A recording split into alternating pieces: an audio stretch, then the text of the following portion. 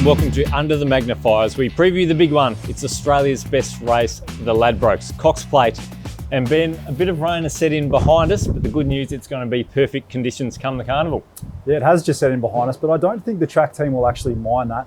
We know rain is a better source of irrigation than doing it themselves. It usually creates fairer racing. So this will stop by Saturday. We'll be on a good four, no doubt. Now, before we get into the key form races heading into the Ladbrokes Cox Plate, we'll just take a look at the market. Who's heading it at the moment? So we've still got the toppy, the Hong Kong horse Romantic Warrior, $4.60, but he is on the drift slightly from Alligator Blood, $5.50, Mr. Brightside, $6.50, Gold Trip, Fang Girl, both $8, then you're out to Militarize, $8.50, Victoria Road, $12.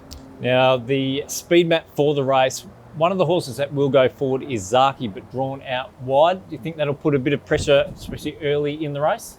Yeah, I'm not sure who leads who here, but we know Alligator Blood and Zaki will be 1-2. Zaki will come across from 12, and it's just a matter of how aggressive Damien Lane wants to be. I think Tim Clark, there is a chance he lets him go if he does want to really put the speed into the race. Romantic Warrior gets a lovely spot, as does Mr. Brightside, tucked in behind. I think the 3-year-olds will want to use that weight and be slightly more forward. Then you got Fangirl and Gold Trip, they'll be the big closers. Now, the Hong Kong horse Romantic Warrior, we have seen him have a run here in Australia heading into Saturday's Ladbrokes Cox Plate. Didn't quite go to plan.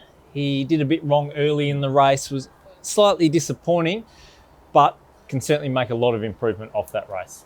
I think he can, but this race was all about Gold Trip. It was an outstanding performance from well back in the field. Flemington is the track he loves, but Romantic Warrior, I think we can be forgiving. He was 4.5 months between runs. He raced really fresh, and he just wasn't ready for that tempo of race. It was a really fast tempo, and he just got a bit fierce on the bit. So he's improved out of sight, and he ran 23 seconds flat for his final 400 metres in a piece of work during the week. So I think he's on song now.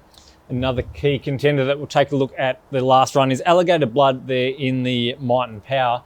Bit of a question mark coming into that race over his ability to run a strong 2,000 metres. Do you think that's been answered off that performance?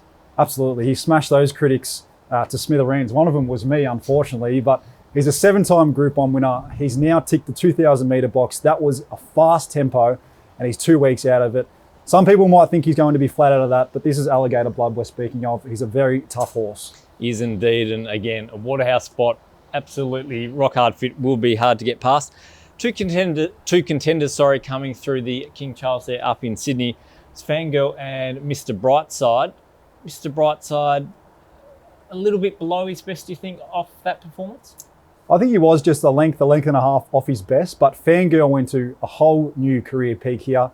Everything lined up. She got 1,600 metres, she got a dry track, she got an inside draw, and J-Mac went forward with her. If she can repeat that in a Cox Plate, then she's going to be hard to beat, but I think she might just regress off it a little bit up to 2,000 metres. And you've seen Fangirl work here a couple of times in the lead up to Saturday. How do you think she's looked getting around the valley? Yeah, so the first time I wasn't too impressed with her, actually. I thought she was changing legs a little bit, getting on her Sydney side, but on Tuesday morning at the Breakfast with the Best, she did improve a lot under a faster tempo. Now, we've got 2 3-year-olds competing in Saturday's Cox Plate. Militarize and King Colorado coming through the Caulfield Guineas, and you could say both had excuses in that race. Yeah, Griff controlled this race, and he went at a very slow tempo, so it was hard for those horses back in the field to make a real impression, but Militarize is probably the one out of the race for mine. He ran the fastest last 200 metres of the race. He now draws an inside barrier, and he gets Zach Lloyd aboard. I think he's a gun apprentice from Sydney, and 49.5 kilos. I think he's probably the one to take out of the two. Now it's time to get your $100 betting strategy on the Ladbrokes Cox Plate. Well, I'm seat 1A in the Romantic Warrior fan club, so I am going to stick with him. I'm going to have $100 on him. If he can improve and if he can show somewhere near his best, I think he wins the race. I'm going the way of a 3-year-old in Militarize, $60 to win. The son of Dundee, I think, will just love getting up to the 20-40. Going a box Quinella as well with Militarize, Romantic Warrior, Alligator Blood and Gold Trip. Well, that's our preview of the Ladbrokes Cox Plate. It will be another fantastic edition. We can't wait to see you at the Valley.